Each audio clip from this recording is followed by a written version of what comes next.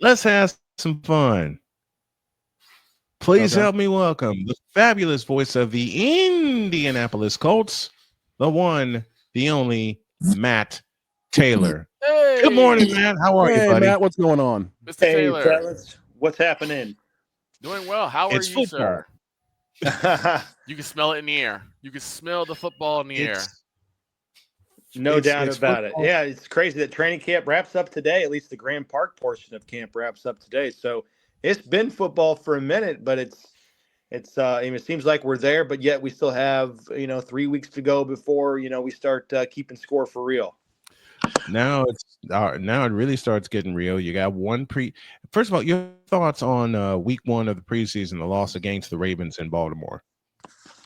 Yeah, I mean, obviously, it's a big incomplete grade when it comes to Anthony Richardson. It was very disappointing that we didn't get to see the plan play out. He was Mhm. scheduled to play about a quarter and a half, and just try to get into a rhythm and try to go through a couple of different football situations. You wanted to see him on a third down. You wanted to see him, in the red zone. You wanted to see him potentially lead a 2-minute drive, depending on how the game kind of shook out. But obviously those things didn't play out, playing just the 7 snaps and the dislocated finger.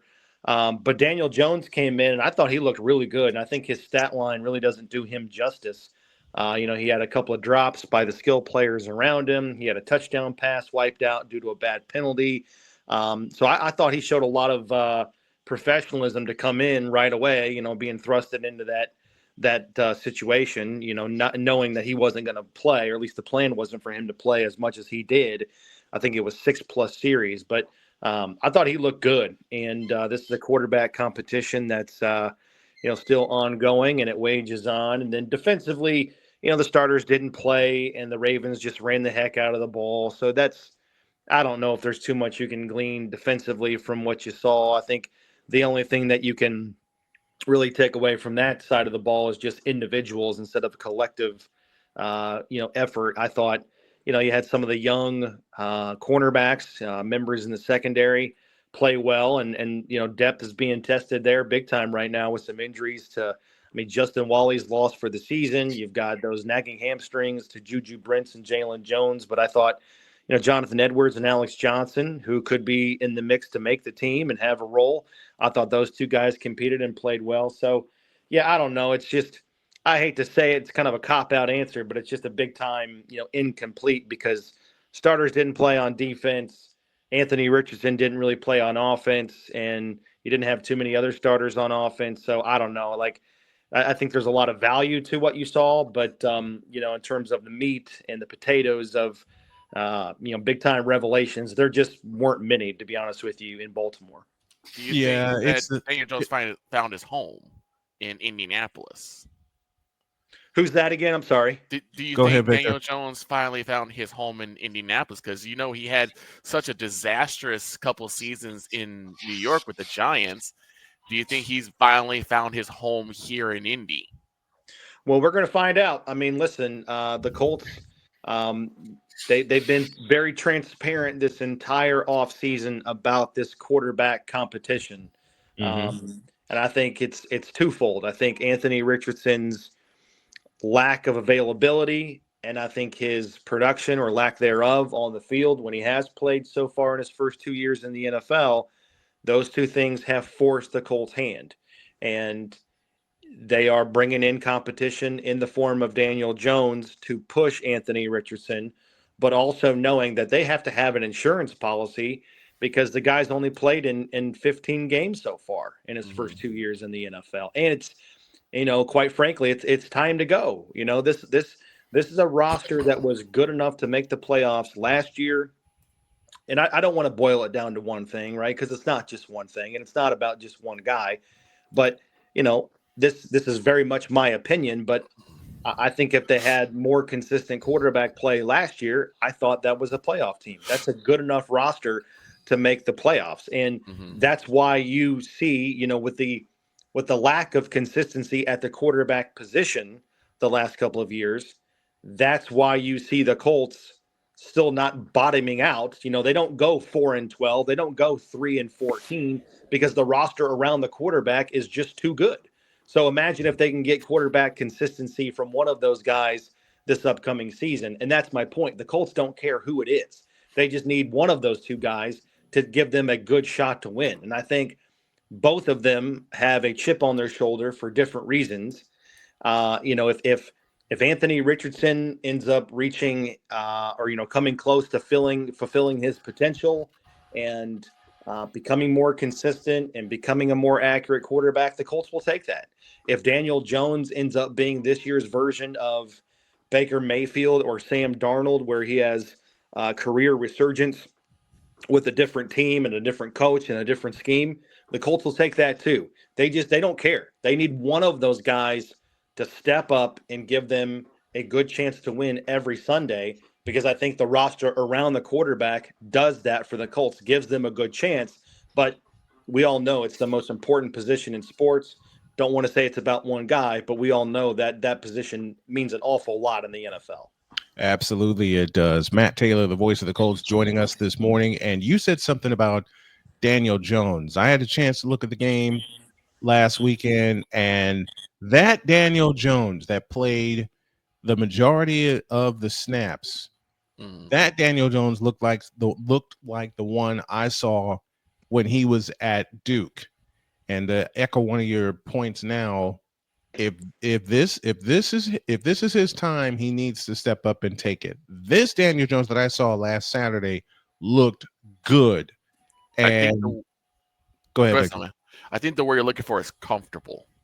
Mm-hmm. He looks more comfortable with that offense than he ever did in New York.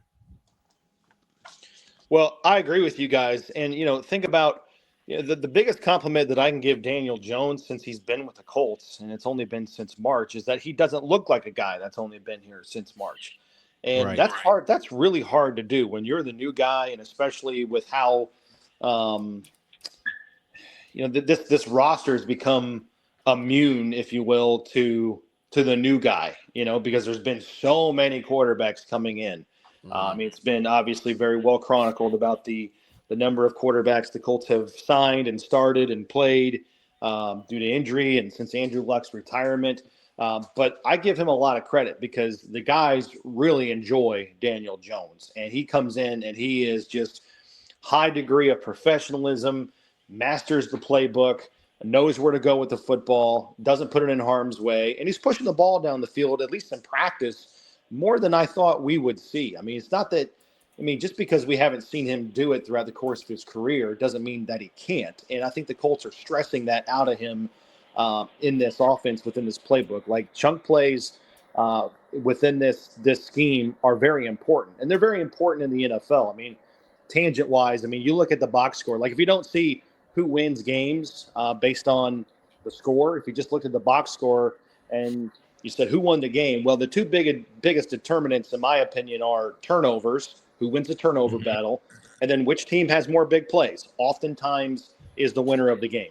So they need that out of whichever quarterback wins this job. But, nothing against Daniel Jones in New York and the skill players around him and the weapons that he had at his disposal there. But they got way more here with the Colts, way more. He never had, three receivers over 800 yards. He never had a Tyler Warren. He had Saquon Barkley, but he also has Jonathan Taylor as well, right? So I'm just if he ends up winning this job, I'm confident that the Colts are going to be in every game with him because of the way that he plays, his professionalism. He does have NFL Sunday level accuracy, right? He's a career 65% completion percentage guy. Twice in his career, he's over 67%. You can win with those numbers. Absolutely, you can win with those numbers, especially with a new defensive scheme. Hopefully that's going to be better on the other side of the ball to keep the Colts in games. So, yeah, if you told me right now, if you gave me a crystal ball and you said, hey, fast forward 3 weeks, who's going to be the starter for the Colts week 1, and you told me it was Daniel Jones, I wouldn't be surprised at all. I really wouldn't. And I wouldn't be surprised if it's Anthony Richardson either, because the competition's been that neck and neck. So I think it goes without saying that today, a joint practice with the Packers and 2 more preseason games, those are huge. Those are absolutely enormous, and that's going to be the biggest storyline within this team for the next 3 weeks is how do these marquee events help determine who's going to play quarterback week 1 in that huge game right out of the gate against the Dolphins. You mentioned the Packers. That's your next preseason opponent. That's the only home preseason game at Lucas Oil Stadium. You get a chance to look at another young quarterback in Jordan Love. What's it going to mean for the Colts defense to get a look at guys like Jordan Love and taking something personal, speed the car down to week 16? You see Brock Purdy and young quarterbacks like that throughout the course of the season. How big is that Colts defense going to be to adjust to quarterbacks like that? Well, unfortunately, Jordan Love's not going to play. He's got a thumb injury. He got banged up in their first preseason game against the Jets. And so he had a surgery this week, so he's not going to play. But they think he's going to be ready to go for as early as next week or, definitely week 1 for them. So they won't see him. But they did get to see Lamar Jackson in practice last week for the Ravens, so that was beneficial. Perhaps they see Joe Burrow next week. I don't know how the Bengals are going to operate and use their starters in that final preseason game. But, yeah, there's a chance that they could see some really good skill players from the Packers despite, no quarterback. I mean, they still have guys like Romeo Doubs, and they drafted Matthew Golden. He's a rookie out of Texas, really good wide receiver, a lot of potential there. I don't know if Jacobs is going to play at the running back position. Malik Willis is going to probably start the game. But, you go back to week 2 last year, the Colts played them at Lambeau, and the Packers just ran all over the Colts. So, listen, it's a preseason game. There's not going to be a whole lot of game planning going on and stuff like that. But as it relates to this joint practice, it is a chance to just see, you're going to line up and play vanilla defense if you're the Colts. But you just want to see guys play football, and you want to see them play smart. You want to see them play fast and just, flash the reasons and the traits as to why you are in camp. Get off blocks. Maintain leverage, keep guys in front of you, play within the scheme, right? So, those are the biggest things that you're wanting to see, especially towards the back end of the roster to see who makes this team when you have to go from 90 guys to 53 on, I think it's August 26th. One fundamental that you and I talk about a lot on our chats here on the show as Matt Taylor joins us throughout the season, third down. The last 2 years on third down, the Colts have had so much difficulty getting off the field. That was one of the things you brought up when you first became a frequent guest on the show. Talk about it again heading into the season. How big is it going to be for the Colts defense to get off the field on third down?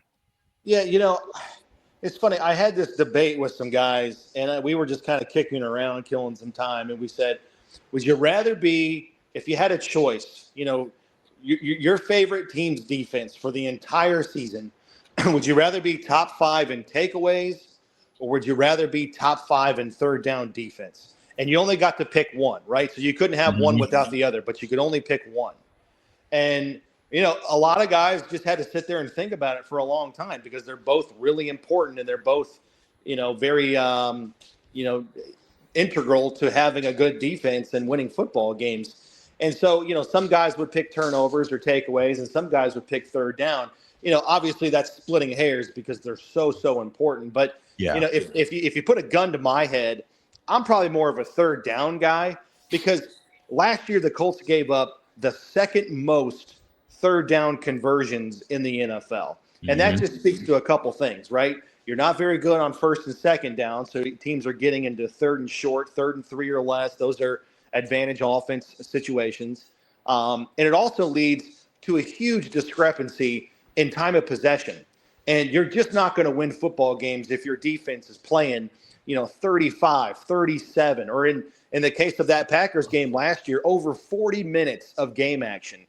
You're just not going to win football games when your defense is being taxed that much and seeing so many downs, thrown at them. So, it's one of those things where you got to have both, but, you're putting so much stress and so much pressure on your offense when they do get into the game if you can't get off the field on third down.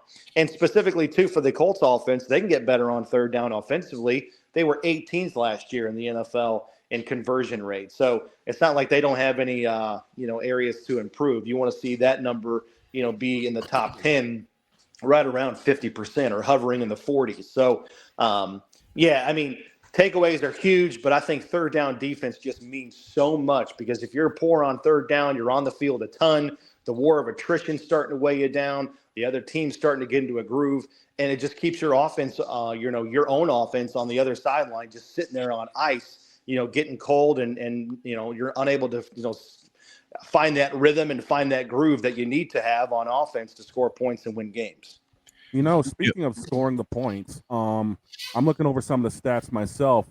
The biggest thing that it looked like Indianapolis had as a problem last year was red zone on both sides of the ball. 54% on the offensive, 61% defensive. So they were giving up a lot more points in the red zone than most teams last year. Mm-hmm. Yeah, that was a problem too. There's no doubt about it. So red zone, that's like its own game within the game. I think that so often determines the outcome of a game, whether defensively you can rise up, bow your neck, and force a three, or at best get a takeaway inside the red zone. Those are just demoralizing opportunities when you have a first and goal and you only come away with three, or you get no points at all. So that's probably where the Colts have struggled the most, by the way, in camp so far, is in the red zone. The field, it's just hard, right? The field shrinks. The field shrinks. The windows and the angles get tougher. The defense is closer to the line of scrimmage, depending on where you are in the red zone. The defensive coordinators get more aggressive inside the red zone. So, it goes without saying, especially in the playoffs, those games are won or lost inside the 20-yard line. Yeah, because a lot of times during Snowman's calls of Colts games, especially when it was like third and short, like third and 2, third and 3, Oh my and you're in the 10-yard line, it's like just couldn't get the ball over. And again, and I'll ask this question: do you think that they'll start to trust Jonathan Taylor more? Because it seemed like so many times, especially last year, that there should have been times where you just put it in the gut of Jonathan Taylor, and he'll get you those 2, 3, 4, 5 yards. And he just refused to do it. And it put a lot of pressure on Anthony Richardson to try and be a playmaker. Well, I would refute that a little bit, because if you go back and if you paid attention to the Colts the last 6 or 7 games of the season last year, it was all Taylor. He had over half of his carries for the season in the last 6 games of the season. That's how much of a workhorse he was down the stretch, and that kept him in the hunt for the playoffs. Taylor for the season averaged over 21 carries per game. That was the highest workload in the NFL last year. And it was also the highest workload for the Colts by a running back since Edgerrin James in 2005. So I would actually, I would want to see that workload be scaled back a little bit, because not that I don't think Jonathan Taylor's good enough to, ride him for a win where you win a game, 17-13. I think every game has its own formula to win. So I'm not downplaying that. But what I am saying is that the reality is, so far in Jonathan Taylor's career, he's rushed for over 1,400 yards for a season twice, and the Colts haven't made the playoffs in either of those seasons. Yeah. So you've got to have the passing game. You've got to balance out Jonathan Taylor with a more consistent passing game. It's the intermediate part of the field. It's, those 10 to 15 to 20-yard gains between the numbers where the Colts have consistently struggled the last couple of years. Anthony Richardson last year, 47.7 completion percentage. They have to have the passing game complement the running game, because in this league, it can't just be about one guy. I know Jonathan Taylor's a freak. He can rip off a 65-yard gain and bring the house down and give you a ton of momentum.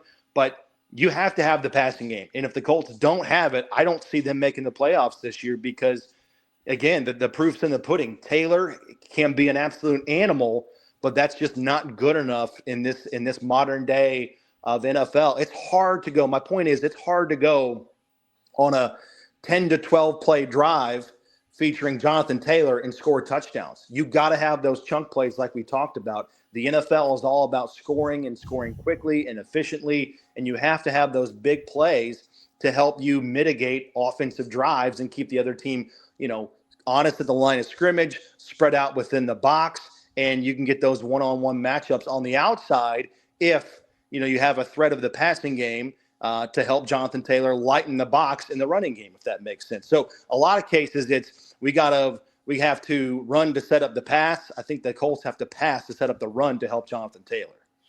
He'll be joining us all throughout the season. You can hear him on the Colts Radio Network all throughout the year. One of my best friends in broadcasting and in life, the voice of the Indianapolis Colts, the one and only Matt Taylor, joining us here on this Thursday edition of Snowman in the Morning. Matt, love you, buddy. Love your insight so much. Looking forward to your calls this year. Looking forward to covering the Colts this year. You got it, guys. I appreciate you. I look forward to it, too. All right. Thank you, Matt. Appreciate it. So, Snowman, who do you think is going to be one of those top-tier weapons that either Daniel Jones or Anthony Richardson is going to have to, rely on in order to really get those 10, 15-yard strikes? I will give you two of them. One is going to be Mo Alley Cox. Okay. Because traditionally the Colts love to go to the tight end for a big catch. Dallas Clark, hello. Right. And you guys just drafted a tight end too, right? Yep, out of Penn State. So they got to use their tight ends in the intermediate. The other player I will give you that can also be a deep weapon is going to be Alec Pierce. Okay. You've heard me call his name a few times. Yep. He can be the intermediate and the deep weapon as well. But by the way, the tight end you're thinking of out of Penn State is Tyler Warren. Tyler Warren. Okay. Yeah, Dallas Clark 2.0. We called him when we drafted him. Mm-hmm. So Warren's going to be huge. Mo Alley Cox is going to be very significant. In fact, I wouldn't be surprised if Warren gets the bulk of the big catches, the intermediate catches that we had just talked about, and you see Mo Alley Cox more on the goal line. Because with the frequent use of Mo Alley Cox as their tight end to get down the field, right, they got to have an extra set of hands to complete the drive. I'll put it like this. One of my favorite plays in Madden is called the play action scissors, where I know what you're talking about. Yep, I've run that a few times. Where you have your wide receiver one and your tight end on the right side cross each other. I think that's a play that Mo Alley Cox will make bank with. Yeah, I think so. If they use the two tight ends, Warren and Mo Alley Cox, you got Michael Pittman. I'll tell you another wild card, Victor. Mm-hmm. Since we're talking Colts this morning, we'll stay with him. I'll tell you another wild card that will benefit the Colts. His name is Josh Downs. He wears number 1. Okay. Josh Downs primarily is a slot receiver, but he can make the intermediate catches as well. I've seen him do it all year. Also, we had a second round. I'm looking at the roster here. Second round pick, A.D. Mitchell out of Texas is going to get some more time. But the thing I fear with A.D. Mitchell, he's got to hold on to the ball. There have been so many third down conversions to come his way, to come Josh Downs' way, and they haven't been able to reel in the pass. So it's drops. Okay. Some of that is drops. Some of that the wrong pattern is run. Well, when you say can't hold on to the ball, I was wondering if he was fumbling. That's why I was like, yeah, he was. A lot of times they would juggle. They would juggle the pass. A lot of times they would juggle the pass, and of course their main guy, Michael Pittman Jr. Yeah, going to be huge. At Chicago Bears, hello. Yeah, I'll be doing that too. Yeah, that I love that. But thank you to Matt